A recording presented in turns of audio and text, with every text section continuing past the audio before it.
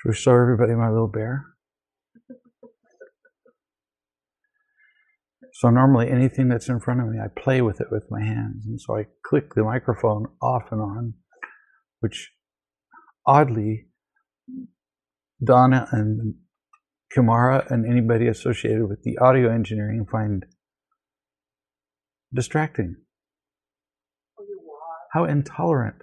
Or if I have my watch, so I play with my watch a little bit.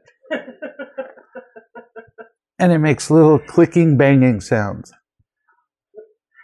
I think of it more as kind of like a percussion section. The watch, the clicking, And what do? They take me completely out of my rhythm. Mm-hmm. What do they give me? Does this click? No. Can you hear this? No. It's a very cruel bunch I work for.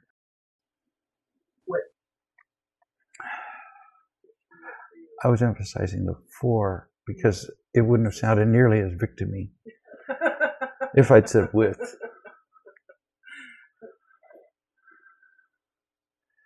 Hey, look, I get to hear victimhood all day. I just want to make some use of it.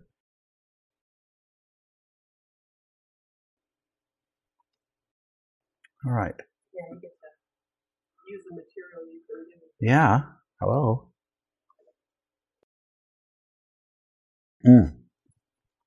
Sorry, I actually went 1 minute past our time. First email. This is a man who says, my wife has this thing. When somebody says, my partner has this thing, that doesn't usually mean a good thing. We give ourselves away with the words we use all the time. I had a conversation with somebody today who was using words just over and over that were negative. I was so shocked about what somebody had said. And I said, so you really hated it? No, I was just shocked. Try using the word shocked in a sentence describing somebody else's behavior in a positive way. I was shocked at how sweet he was. Nobody does that. So here he says, my wife has this thing about always shutting the outside door of the house because she's afraid the cat will get out and get lost. So she's always saying, shut the door, shut the door, shut the door, and I find it annoying. The other day she was gone, and I didn't want the cat under my feet. The cat curls around my legs while I'm working and makes little purring sounds, and it's distracting. And I also didn't want to shut the cat up in the basement, so I let her outside for some air. I love excuses they sound so good. I was going to let the cat outside for some air, even though my wife never, ever, ever opens the door to let the cat outside. She didn't come back, the cat. And we searched the neighborhood, put up posters, the whole dramatic thing. Notice the choice of words again. The whole dramatic thing, not the whole necessary thing to find his wife's cat. Well, she was upset and hurt that I had been so thoughtless. Silly her. So now I feel like crap for what I did. So first let's talk about feeling like crap. For a moment, feeling like crap can actually be useful. So to yourself, you could say, I was completely thoughtless in letting the cat do exactly what my wife was afraid of. I was a moron. I would never consciously do that again. Now I'll try to find the cat. To your wife, you could say, mea culpa, completely my fault. I was thoughtless of you and the cat. I was being selfish. I rationalized that I didn't want to shut the cat up in the basement, but that's kind of stupid since you've really never made a thing about whether I put the cat in the basement, only not to let the cat outside. So I was wrong, just dead wrong. Now, what can I do to help? How can I look for the cat? How can I support you emotionally? Anything. So those are the two ways you could approach you and her. That's all reasonable. but then you're done. So temporarily feeling enough guilt to motivate you to see things correctly, that's okay. But feeling worthless and continuing the guilt and continuing to feel bad because your wife is upset, it's just not useful. It makes you actually less available for loving. You screwed up. Now you're looking for the cat. You're done. See how easy that is? Done. And that's how we learn stuff. And just sort of by the way, the cat came back.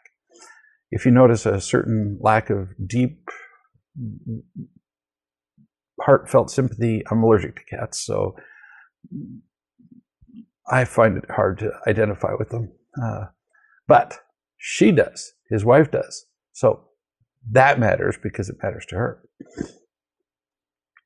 Here's someone who writes that and says, somebody at a meetup that I attended got triggered by my behavior and repeatedly attacked me and blamed me for how he felt. He didn't say what the meetup was for. There's a million reasons to have one. Support groups, salsa dancing, whatever. And he blamed me for how he felt. I think the fact that his behavior was so over the top, loud and angry, actually helped me not to take it on myself. It just looks so ridiculous. I couldn't believe that I was the cause of it, which is actually unusual for me. I get it. It's actually easier to discount truly crazy people.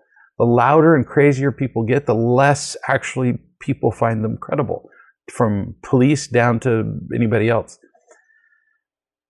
You continue. Interestingly, I felt really let down by the lady who was running the meetup, who's kind of a mother figure, since she didn't intervene as this guy was attacking me. The next day, I was unloving myself to a close friend of mine. I laughed condescendingly at her and needed to prove something to her. In other words, I needed to be right.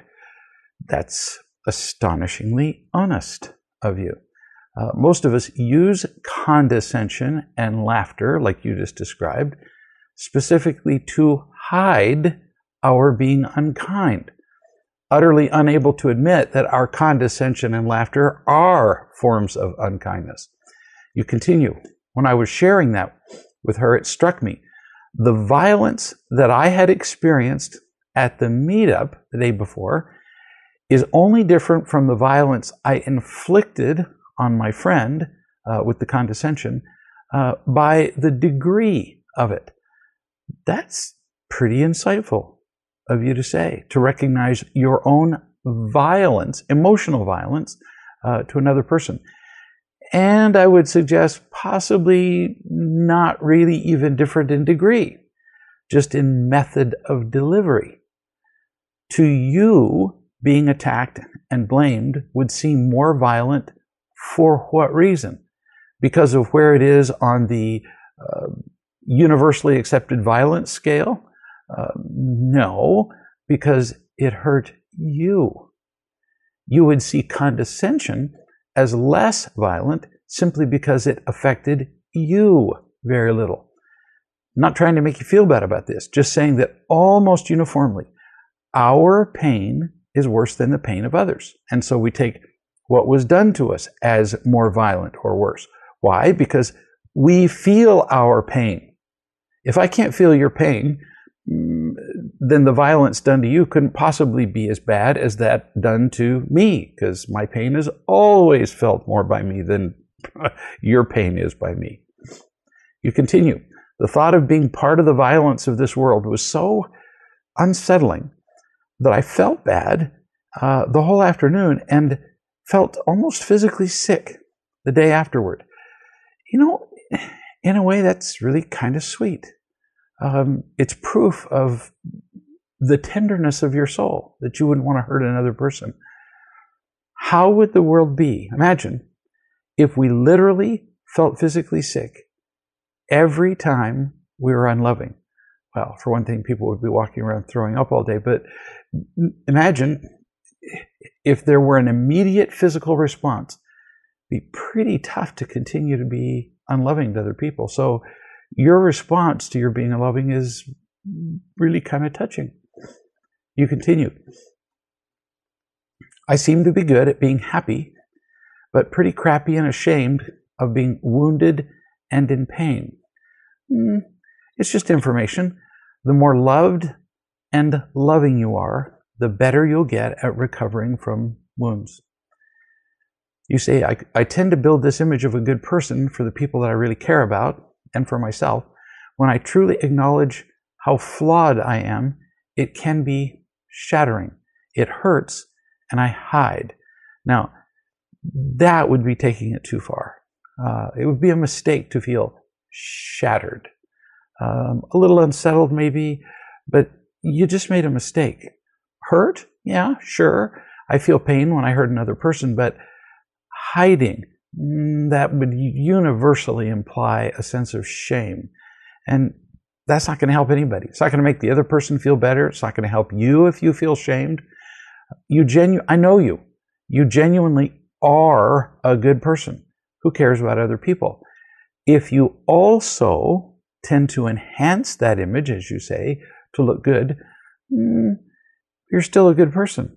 So just be aware of your tendency to mildly exaggerate your goodness, and slowly you'll get rid of the exaggeration part, but you'll still be left with your basic good soul. Really a touching entry, touching email. I spoke with a woman on Skype, we'll call her Joan, who has a lifetime of fear. Nothing unusual about that. That's really quite common amongst people. She was taught by her mother, who questioned or criticized everything. So she lived in perpetual fear of the next trauma. You don't have to hit someone to make them afraid. Just make them wonder if or when you're going to hit them. It's actually an accepted article of torture that you make people wonder when the next pain's going to come. I've met many people who were essentially perfect children. They never made any mistakes, but they just waited for the next pain to come along because they saw the pain that was inflicted on, say, a sibling, when the sibling did make a mistake. So even though they tended not to, they lived in perpetual fear of what was going to happen or what might happen. Potential pain can be just as painful as actual pain. She posted this on Facebook recently, this woman.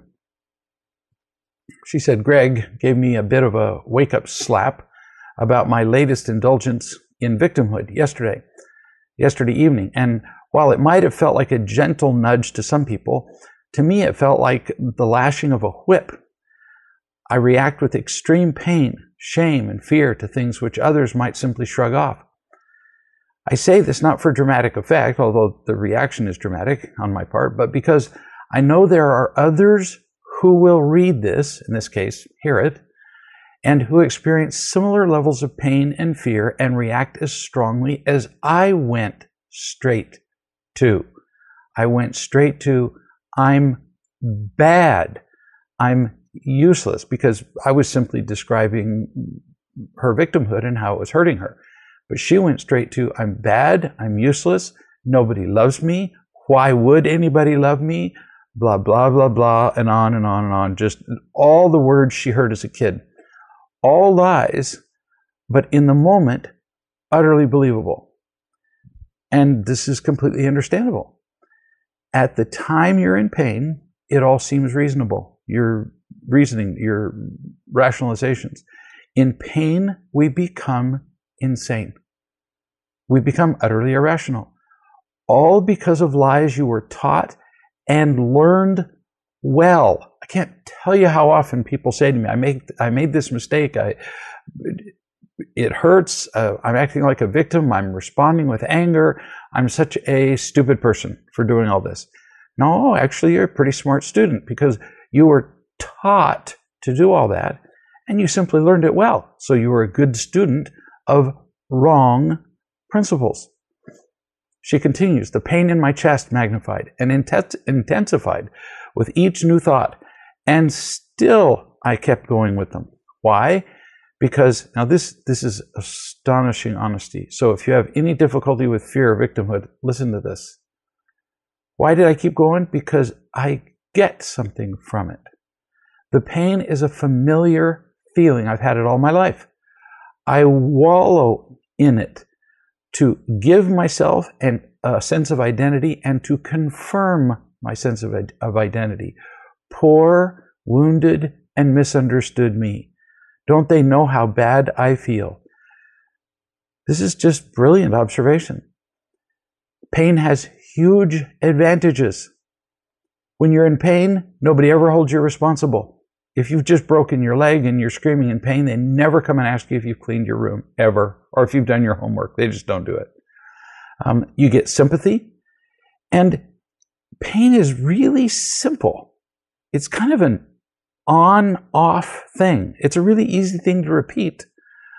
It's an easy tool, kind of like a hammer is a relatively easy tool compared to, say, a laser cutting lathe.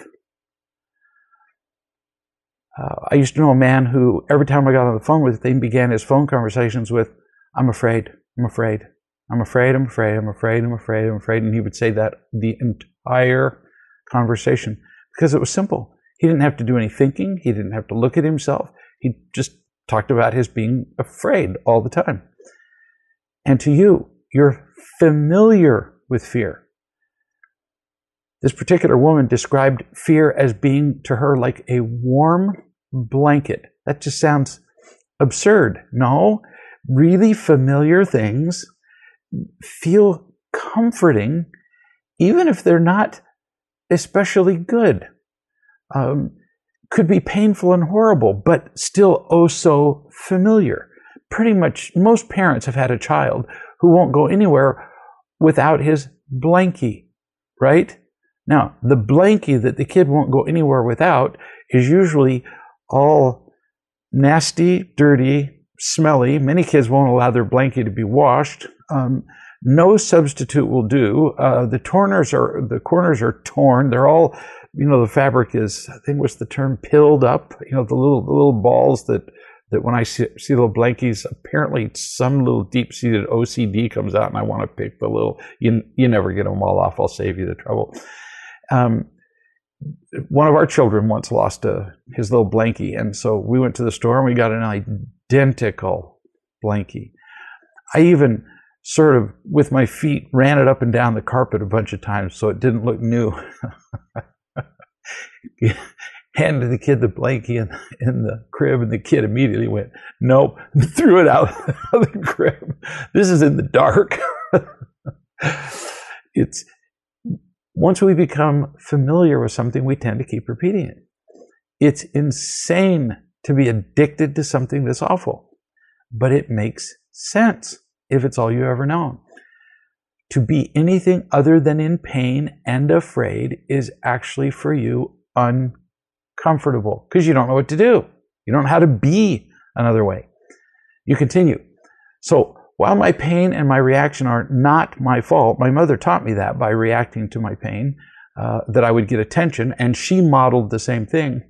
My choice to go there now is my responsibility. Now, this is really good because your choice to go there now is your responsibility, but not always your fault. Once the pain cycle starts, sometimes you can't stop it. Once the rock starts rolling down the hill, you don't have a choice of reaching out and grabbing it. It's got too much momentum. She continues, so in my pain, I did all of the things which are unhelpful and classic victim responses. I judged the ability of other people to love me, and when they offered what didn't look like how I wanted it to look, I dismissed it as being worthless. I was wrong. I indulged the worthless pain and wallowed in it because it felt familiar and I felt justified. I was wrong again. I chose to believe the lie that I was worthless, and in doing so, I threw away the love that Greg was giving me and has for the last 6 years. The truth is that I am so very loved and completely worthwhile. I forgot that his opinion was worth more than mine. and chose to hang on to mine for the payoff I got from it. It's a pretty gutty thing to say to somebody who's afraid, but it's sometimes very helpful to tell them, you feel bad about yourself right now, don't you? You feel like you're worthless. You feel like nothing's ever going to go right. Your opinion while you're afraid is insane and worthless. You're not worthless, but your opinion is while you're afraid because you're blind. She said, I believe that someone else's assessment of me said something about my worth rather than an assessment of their own emptiness. Again, I made it all about me when it's not. Ever. I was wrong. I wanted the other person to pay, to say the right things, to bleed for their mistake. I needed to be right because in my pain, I simply couldn't allow for the idea of me being wrong. But I was wrong. I held people hostage to my pain. I didn't mean to, but I didn't mean not to either. And this damages everybody around me. Again, I was wrong. This is a really nice summary for all of you who experience pain and fear on a regular basis. It's a nice example of hearing somebody tell the truth about it. Nicely done. So, you continue. How did I come out of this self-created hell? I reached out to someone who I know has the capacity to let God speak directly to me. Once I had done that, I realized all the above, all those things that I just read, and was then able to feel loved again, to see the truth and to park all my craziness. I'm 6 years into my journey. I still react badly to the worthless wound, but I am growing. Believe me, before real love, I was way crazier with victimhood. I can attest to that. Hence my saying that you're actually doing much better than you think. The times that you go crazy are farther apart. They last less long. You recover from them more gracefully. You really are getting this better. And that's remarkable because most people never actually deal with their pain. That may sound harsh or odd, but see, people don't deal with their pain. They simply react to it, which isn't the same thing. Reacting is involuntary. Dealing with it is a choice. You say, I'm inherently insightful when I'm feeling full, which is most of the time now, and despite my apparent sensitivity, I am both courageous and persistent. All traits that will help me conquer this affliction, this victimhood, in time. I'm always willing to show up as the flawed and messy person I still am at times, and know that hiding does nothing to progress my journey. It is through my experiences with victimhood that I'm able to see others so clearly and to help lead them out of the weeds too. If you would like help with your own victimhood, then let me know, because I'm willing to support you on your journey. Nice work, honey. You can deal with pain now or you can deal with it later. And you chose to deal with pain sooner. And the sooner you deal with it, the easier it is to deal with it. So the instant you feel anything less than peaceful, so that would be stressed, anguished, hurt, annoyed, frustrated, disappointed, impatient, anything, stop. Stop everything you're doing. Leave the room if necessary. Certainly leave the conversation. Pull over on the side of the road if you happen to be driving. And remember what's true. There are people who love me. God loves me. No event or person can take this from me. So I'll be okay. Yeah, it really is that simple. Not always easy, but it's that simple. And this is an outstanding example of truth-telling about victimhood. Here's a Sylvie story. I don't think I've told one for a while, but could be wrong. Sylvie's now 6, I think. Bruce is going to be 5, apparently, in a couple of weeks. Sylvie was talking to Bruce, and she began to speak and said, "You're not listening." She started to say, "You're not listening to me." Stopped herself in mid-sentence and changed it and said, Bruce, it doesn't seem like you're listening to me. And I'm going, there aren't very many adults that I've heard be that good. And she's 6. Second story. We get 2 today for some reason. I guess because this one's short. Bonnie is 2 and Bruce is almost 5. And Bonnie and Bruce are jumping on the trampoline. And they collided while they were jumping on the trampoline. Bonnie was the only one who cried. This is her mother speaking. So I brought her a cool pack to put on, I assume, her bruised head or hand or whatever, and carried her to another room. And she says, Bub, that's her brother Bruce, Bub hurt too.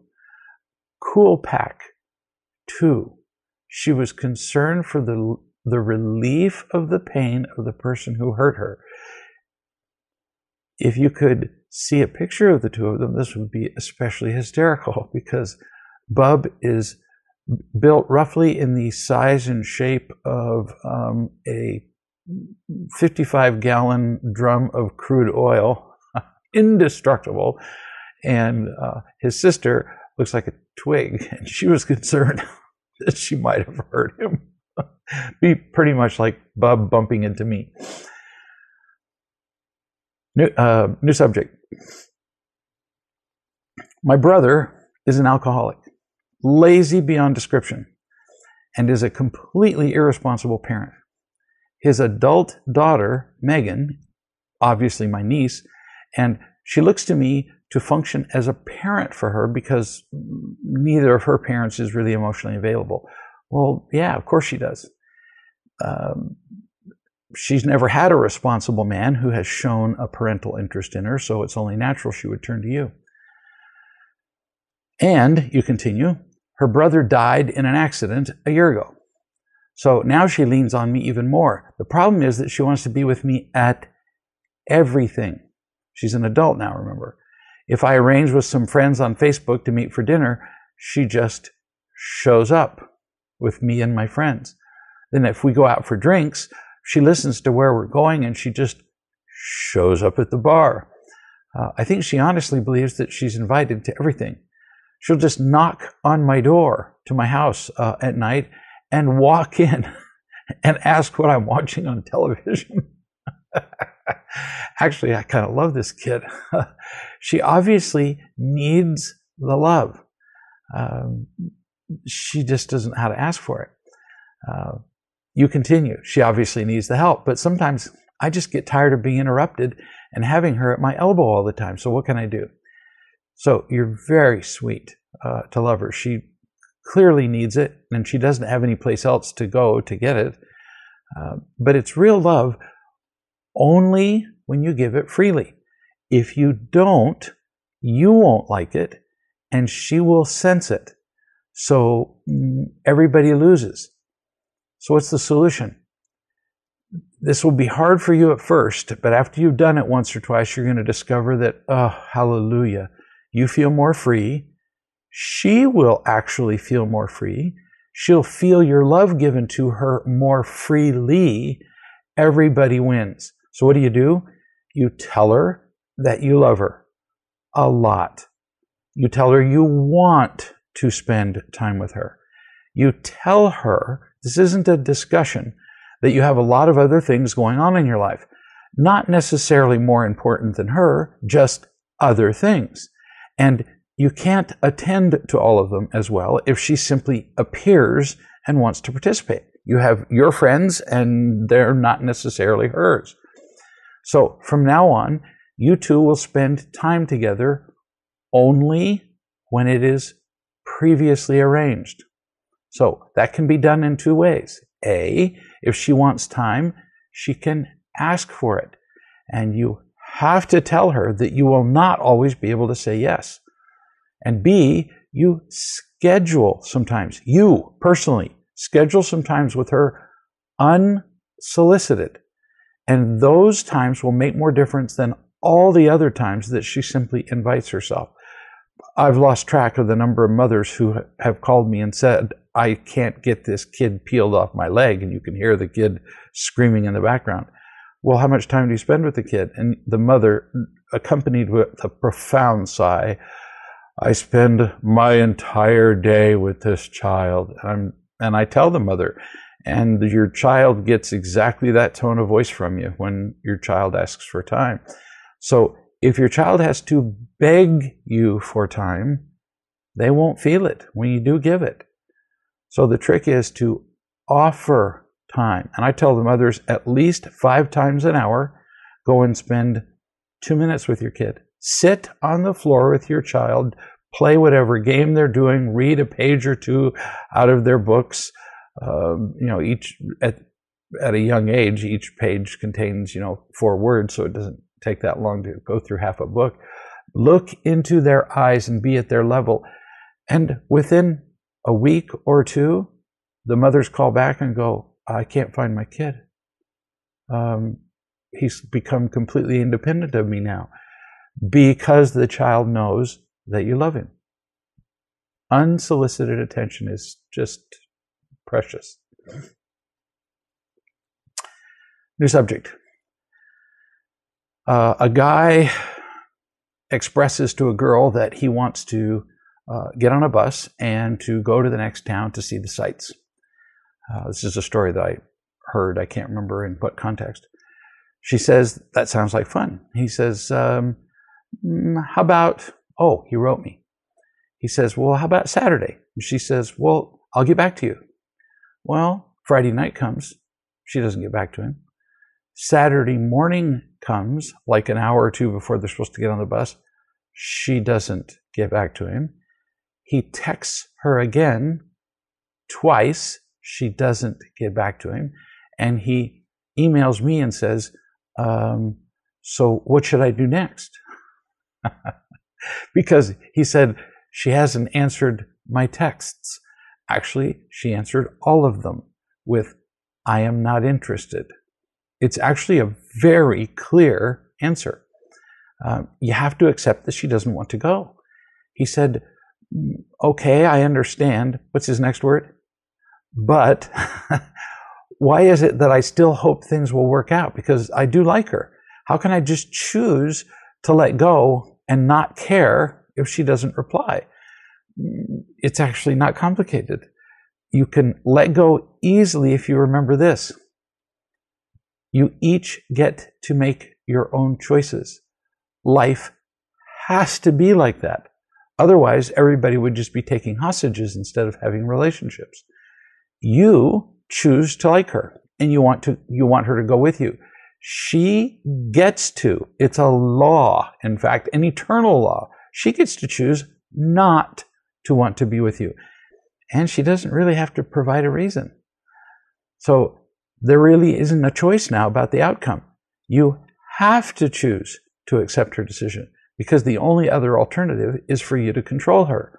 So what do you do now? You accept her decision that this particular one girl in the world doesn't want to spend time with you. Turns out there's more than one. You move on and you find somebody who does want to spend time with you. It's an enormous waste of time to keep trying to squeeze blood from a stone. And I've watched people do this in dating and in marriages and in engagements for 20 years, trying to get the other person to like them, when it's pretty clear from the beginning that they're not going to. You're going to save yourself a lot of trouble. Roseanne told me that she didn't really want to go to a wedding that she and Jim were invited to. So she said, this is somebody who's writing to me. Sorry, this isn't Roseanne. So another woman is writing to me and says, Roseanne told me she didn't want to go to a wedding that she and Jim were invited to. And she said she asked you if she needs to go with Jim, even if she doesn't want to go. She said your answer was she doesn't have to go if she doesn't want to. I'm just shocked that somebody quoted me correctly once. My question is, says this second woman, I know that you have said that if we as partners don't agree on something, then we don't do it. Is this situation with Roseanne and Jim going to the wedding different? Oh, night and day different. So how? First, Roseanne and the wedding. Jim was invited. Roseanne was more coming along as his sidekick, which is her choice to be one or not.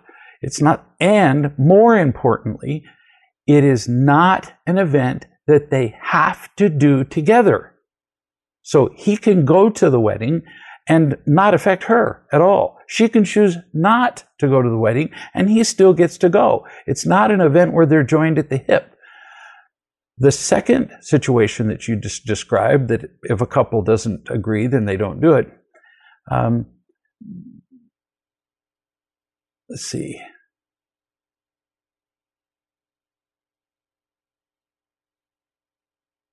Oh, was me describing, the second situation that you're referring to, it was in a book or in a video chat somewhere. I was talking about something that affects both partners. So for example, and that was the distinction, and I made it at the time, like spending $20,000 on a house renovation project or a cruise or a whatever. Both partners are affected by the expenditure of the money. Because both partners are affected, which is not true. If one partner decides not to go to the wedding, the other person can still go. Then if there's no agreement about doing something that affects both partners, then you do nothing. But with the wedding, both partners are not affected. Roseanne can stay home and he can still go easily. The simple version is this. You ask yourself whether the two people are tied together by the effect of the decision or not. Another example. I want to work in the yard. Donna doesn't want to work in the yard that day. We don't have to agree. I get to work in the yard. Why? Because it affects Donna pretty much none if I'm out in the yard. Now, she could argue that if you work in the yard, then we can't make doilies together. Suppose that she wanted that. But see, my being in the yard doesn't prevent her from making doilies. And she doesn't get to claim the false injury that she's hurt because what she wanted was that we both make doilies. Just like if Jim said, well, what I wanted was for both of us to go to the wedding. Well, you get to have the want, but you don't get to have the demand. I get to choose what I want to do, to go out and work in the yard, and I'm not going to make her go out in the yard either. A second situation that applies more to the second question that you asked. Suppose that Donna and I are thinking about going on a long ride together on a tandem bicycle. This makes the point perfectly, like spending the $20,000. Well, if we're going to go somewhere on a tandem bicycle, which for those of you who've never seen one, is a bicycle built for two, coming from an old song, two people are on the same bike, that does affect us both. So we both have to agree if we're going to go on a tandem bicycle ride. So what really matters in making decisions like this is whether it affects both people. If one person can easily do what they'd like to do, but just not with the other person, they don't get to control the other person. Tempting reasoning, but it doesn't work. This person says, I have a couple of people in my circle of friends who carry a lot of emptiness, which of course translates into anger and then frequently manifests itself verbally. So I find spending time with them energy sucking. Yeah, I'll bet. It's really just not fun being around people like that. And yes, it does take emotional and sometimes even intellectual energy to be around people who are frequently in conflict. You continue. I've referenced real love during conversations and, more importantly, simply was being me around them, living out my new life as best I knew how. Recently, I've noticed that I'm happier when I'm not around them and immersed in that angry, negative environment. So I've been turning down dinner invitations, although not completely, and still see them socially on occasion. As our lives change, we find that our paths naturally diverge from those people that we knew before. Happens all the time. In the beginning, when we're finding friends, we announce, we don't mean to, but we do it with our words and our behavior, our choices. We announce who we are and where we're going. When we and the people who are going in the same direction and doing the same things, those people naturally become our friends. When we change direction, because we learn real love, for example, it's unreasonable to expect that other people will change with us. We don't have the right to expect other people to change, even if we think, quote, it would be better for them, end quote. And so if we've changed direction and they don't, that could only result in divergence. You continue, I've been struggling with my backing off of the relationship, maybe even feeling guilty that I'm not willing to step back into the ring again. That's a truly horrible phrase that should teach you something. Every time we're together, his, in particular, anger comes out, mostly directed at his wife, telling stories about her mistakes and her goof-ups in front of me and the other guests while his wife is present. And exactly how could it possibly be fun to be around somebody like that? And if you have a choice and you're not sharing a prison cell, if it's not fun, why would you do it? You continue, of course, present or not, his behavior is not acceptable, whether she's present or not. He doesn't have a clue about using these behaviors to step on her to make himself feel in control and get the temporary imitation love that quiets him down momentarily. It's just so obvious, but it's draining. I've tried to be a buffer. I've tried to keep it light between them. I've tried not laughing at his mockery of her, which he tries to turn into a joke. It's just unbelievable being around them. Yes, it is unbelievable that they're still a couple. The real question is why you would continue to spend time with him and even question it. Why would I want to continue to be around somebody and visit them who's chosen to live in the local landfill? Why would I? It's just not fun. And that's kind of the situation you're in with him. You say, I've pulled her aside and I've even privately asked her, how do you feel when he says those things about you? And she defends him. Really? And this is accompanied by, double exclamation marks and triple question marks. Yeah, of course she defends him, because she was raised to believe that she's worthless. And being abused gives her an actual role in life. If she wasn't being abused, she wouldn't know how to behave, just like the lady we were talking about earlier, who, if she's not in pain, does not know how to behave. As crazy as this sounds, she believes that she deserves the abuse, that it's her job to be beaten up by him. I have known a great number of policemen, and when they go to domestic disputes, they just hate these calls, because here's this great big guy and he's beating on this woman, and when they attempt to take the guy into jail, the woman jumps on the cops and beats them about the head and shoulders and cries, "Don't take away my sweetheart." She thinks she's worthless. And he's only too happy to provide her a confirmation of her feeling worthless, because his hitting her makes him feel worthwhile.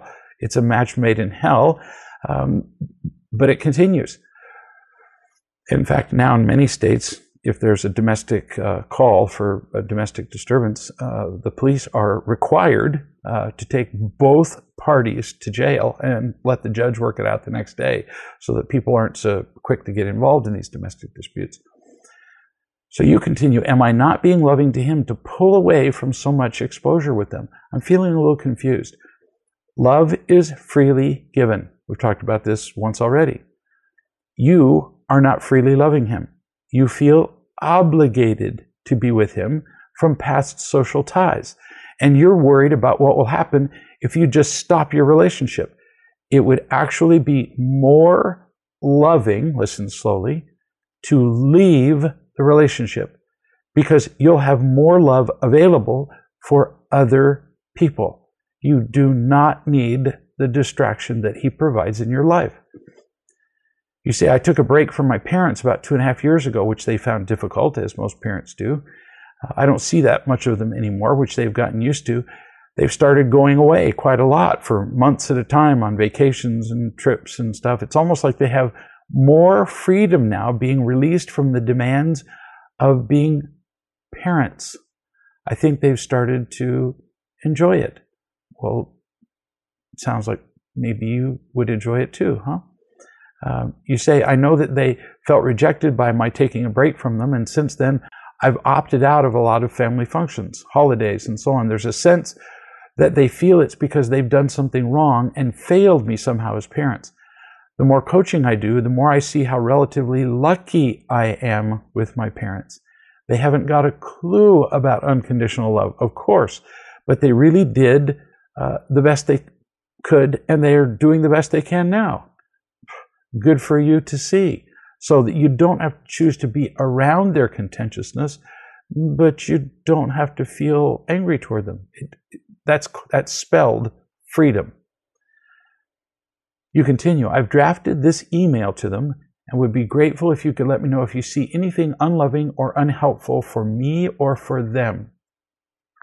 The letter says, Mom and Dad, hope you're having a lovely time away. I've been reflecting quite a bit recently about how lucky I am in my life.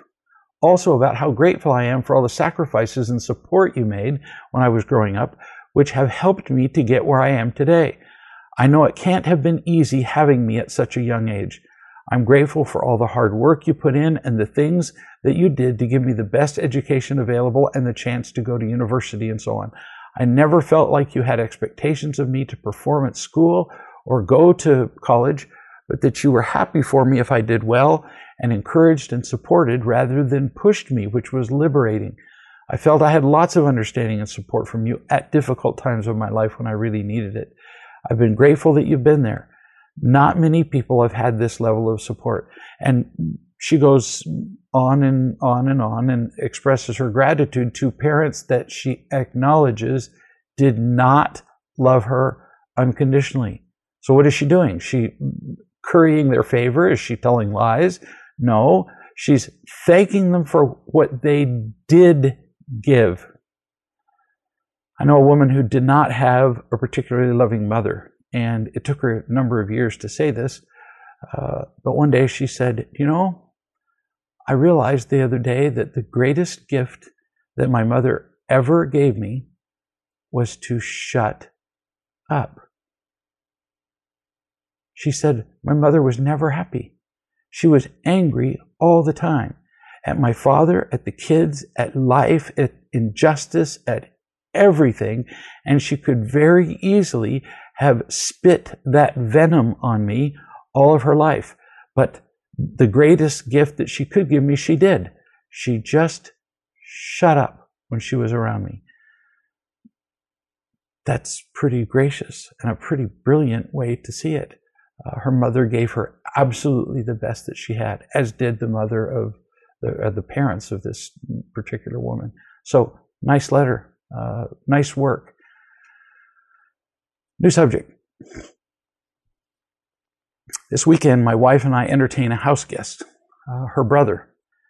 He does not realize what a drain he is.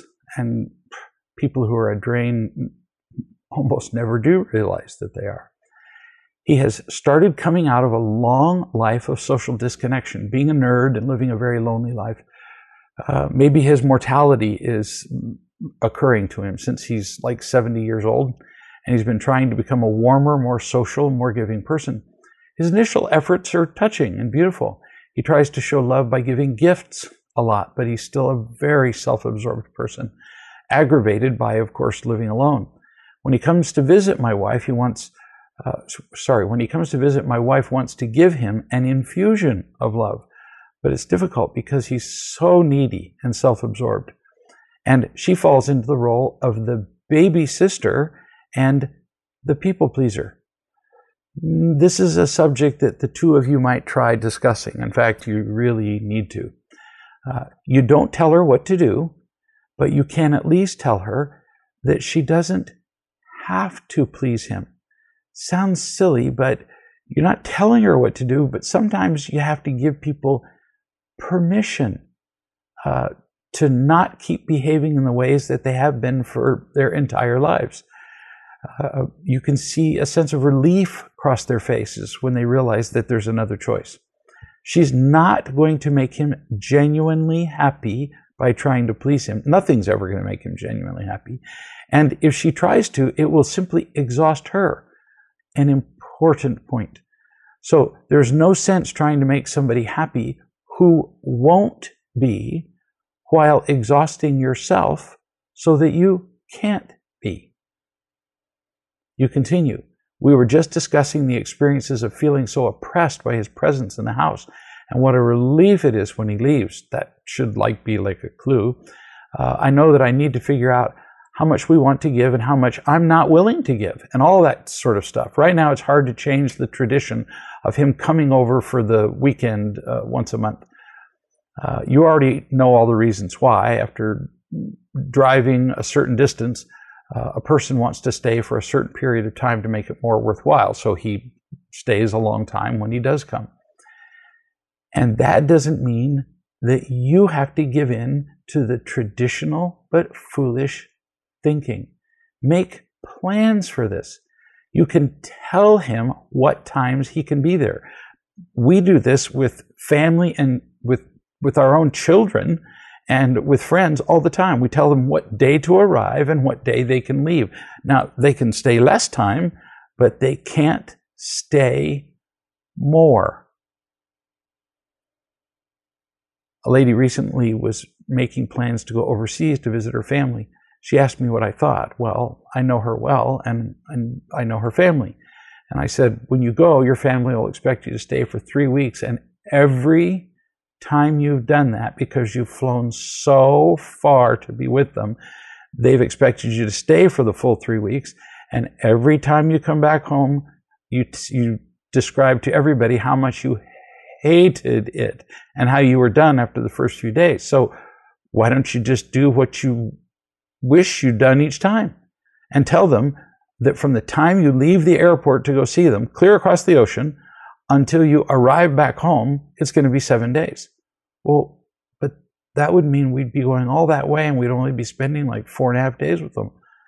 Yeah, isn't that what you wish every time you go? Well, yeah. So she did that this time. Went all the way across the ocean and visited with their family for 4.5 days and came back home. And everybody was thrilled. She was thrilled. Her child was thrilled. Her husband was happy. Everybody in her family was happy. Everybody agreed that they had stayed exactly the right amount of time, except for one person. And on the last minute of the last day, her mother took her aside and just emotionally beat her bloody that she hadn't stayed longer, even though it was pretty obvious during the whole trip that the mother didn't want to spend one more minute of each day than she did with her daughter. You have to decide how much time you're going to spend with people. You, only you. Don't let other people make that decision for you. In your case, don't let your wife's brother determine how long he's going to be there. And if he stays longer than you would like, because he stays as long as is okay with her, you can simply leave the house anytime you want to. You can go shopping. You can just say, hey, I'm going to go get the car worked on, and then just drive down the street and kick the fender. That's working on the car. Never feel trapped. We hate feeling trapped. And we feel trapped by visits from our families and to our families and with friends all the time, which pretty much ruins the whole purpose of the visit, doesn't it? Kinda. You continue. This person is also asking that when we move, he will come and live with us. You can sense my answer to this, because he's going to become more disabled as he gets older, and he'll need somebody to drive for him. My wife is already aware that we cannot enter into that kind of arrangement. So, of course, it will be difficult,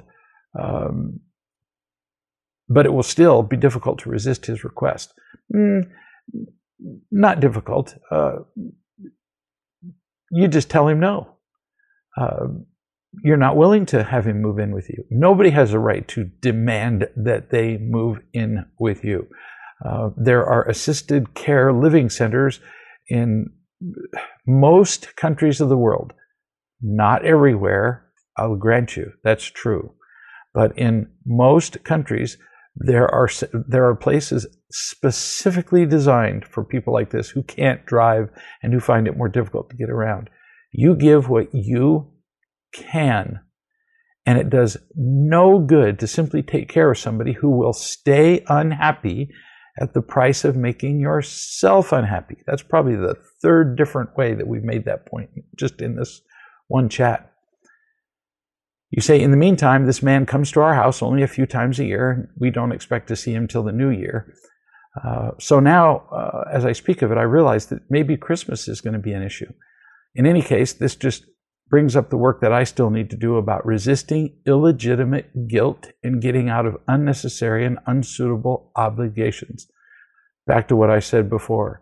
You tell him, we're having a bunch of our kids to the house, and we tell them, you can come all the time that you want to from this date to this date. And every kid understands that means you don't arrive the day before that date and you don't leave the day after. They can choose to stay less time, but we specify exactly how long they can stay. And while they're here, nobody does anything to make Donna's life harder. So if you're not clear with your guests, you deserve what you get. Never kill yourself to please somebody who's never going to be happy in the process. Here's a lady who says, I took my 3-year-old son Mike to Costco, and they had a Halloween display. There were 3 witches, and you could hear them laughing, and there were lights coming out of their eyes, and they were mixing something in a pot. And I suggested that Mike and I go look at the display, but as we got closer, Mike, who's 3, screamed that he didn't want to and started holding on to me really tight. And I laughed and I said, it's just dolls. But he was terrified. I attempted to go up to them again with Mike in the cart, trying to prove to him there was nothing to be afraid of, and he started crying again. And now, in hindsight, I feel stupid. I wish I had just said, they really are scary looking, aren't they? So let's not go look at them after all. So you decided that it would have been smarter to listen to your son. Good for you. I wish I had validated his feelings more. Instead, I did what my parents have done with me. Said that there's something wrong with his being afraid of that. Not very loving. Noted for the next time. Brilliant you, honey. Nobody listens to the opinion of a 3-year-old. We're always trying to get them to change how they feel. Or you could have validated his feelings and then taught him something. You could do both without ever invalidating how he feels. So instead of going over to the witches with him in the cart, you could have gone over and touched the witches. He's going to be watching you, let me tell you, with considerable attention. Touched the witches, picked one up and held it like a baby, kissed one of the witches. I know what I'm talking about here because I've done all of this with my kids, and it just sends them into paroxysms of laughter when they see the thing that they were afraid of, Dad is kissing. Or you just go over to the place where the display is plugged in, because it always is, and unplug it. And the whole thing just stops. And then the kid wants to see how you unplugged it and how you turn it back on. And you don't make comments that, oh, well, now do you see that you had no reason to be afraid? No, you just show them with your behavior and with your example. And in the process, what will you have done? Loved and taught, which is our entire role as parents. Of course, none of this is possible unless we have found the love we need in our own lives, trust the love that we find, remember it, all of the time, as much as possible, especially when things are difficult, and then practice sharing it with those around us. And then love just flows through us like a powerful river, and we change the world around us. It works. We'll see you next week.